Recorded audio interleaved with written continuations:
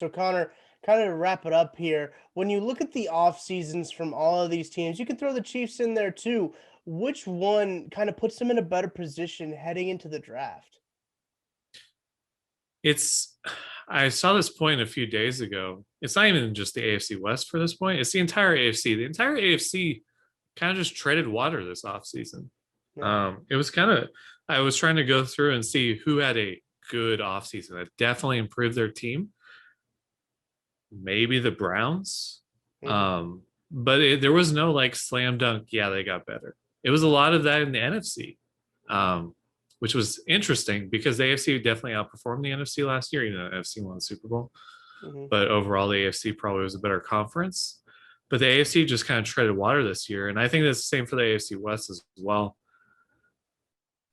Whoever set up best, if they get a quarterback, I actually think it's the Broncos because they have good draft capital to fill in the holes that they do have. I think they have the least amount of holes on the starting 22. If we're just looking at do they have a quality player there, it doesn't necessarily mean they have the best team, um, Right.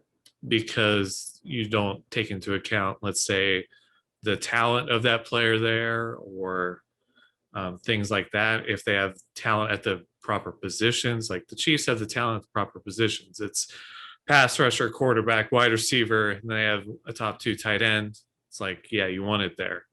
Um, Broncos have it at pass rusher. Shelby Harris is good.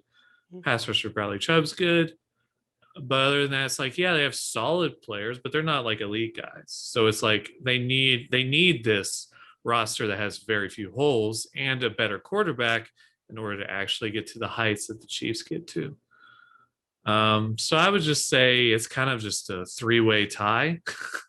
Yeah. Cop out answer, but I think the Chargers, Broncos, and Chiefs kind of had the same sort of off season, and then the Raiders just did weird stuff. They did Raiders things. They Um, had it. Yeah. and considering the Chiefs have the best quarterback in the league, I would just default to them. Kind of a cop out there too, because people will love saying that. Um, Hmm. but at least the Chiefs kept most of the guys they wanted to, and they signed a few. It was a tough off season for them, but if they can swing a left tackle, then it's looking pretty. It's looking fine for them at least.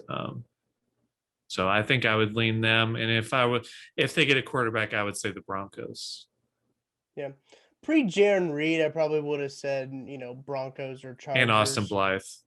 Yeah, and Austin Blythe too. I think that those were two pretty big signings for the Chiefs offseason, looking back on it now in retrospect prior to the draft, because there's probably going to be another wave after the draft for teams to fill Yeah, holes that they still have. I think that's probably when Austin Riders going to go, honestly, is after the draft.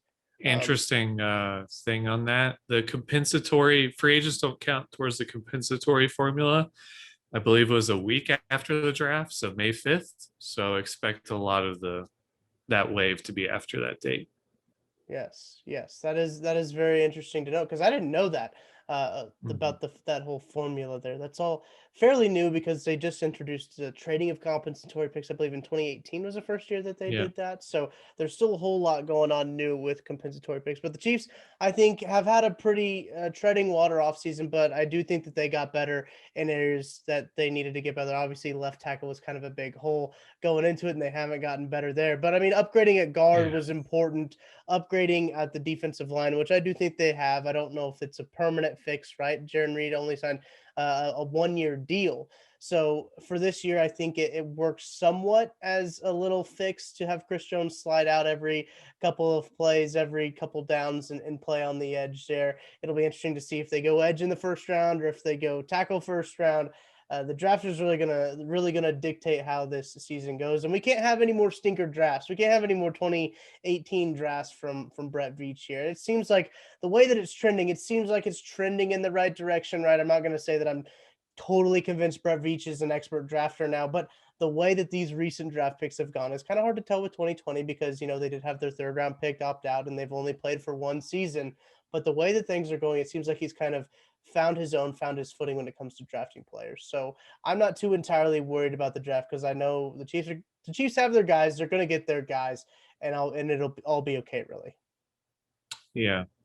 Uh, we'll see. I mean, it's kind of a we'll see. A lot of the teams, like I said, it's a we'll see. The draft is coming, and I think that bodes well for the Chiefs. At least it's not like many teams in the AFC improved, like I said. So Hmm. for them to have a off season where a lot of things went wrong because of Fisher and Schwartz's injuries and the cap going down, it was like it could be a year. It could have been a year where they treaded water, but let's say the Bills went out and became marketably better, Right. or the Browns, and they got much better.